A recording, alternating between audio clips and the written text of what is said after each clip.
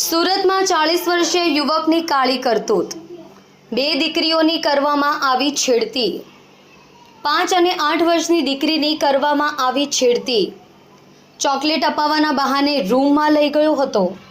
દીકરીઓની છેડતી કરતા બંને ભાગી ગઈ હતી.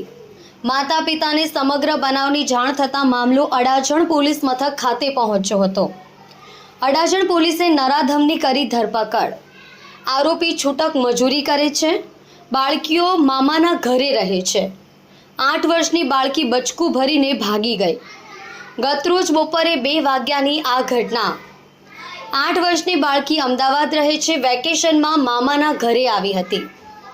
5 વર્ષની બાળકી ફોઈની દીકરી છે. આરોપી પત્ની અને દીકરા દીકરી સાથે રહે છે. અડાજણ પોલીસ સ્ટેશનમાં ગઈકાલે છેડતીનો અને પોક્સોની કલમ સાથેનો ગુનો નોંધવામાં આવેલો છે.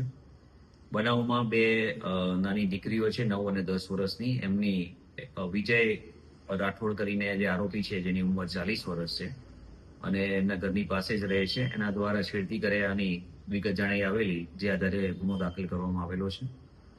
આરોપી છે હાલમાં કોઈ પ્રવૃત્તિ કરતો નહોતો. પહેલા ઘરકામ ને મજૂરીનું કામ કરતો હતો. હાલમાં આરોપીને ડિટેન કરવામાં આવેલો છે અને તપાસની આગળની કાર્યવાહી ચાલુમાં છે. આમાં જે ધ્યાન રાખવાનું એ છે કે આરોપી છે એને ચોકલેટ આપવાનું કહી અને બંને દીકરીઓ છે એના ઘરે, પોતાના ઘરે લઈ ગયેલો હતો. આથી દરેક જે વાલી છે એમણે પણ પોતાના બાળકોને આ બાબતે સમજ કરવી જોઈએ કે આવી કોઈ લાલચ આપીને આપણને કોઈ વ્યક્તિ કહે તો એની સાથે દોરાવવું નહીં જોઈએ.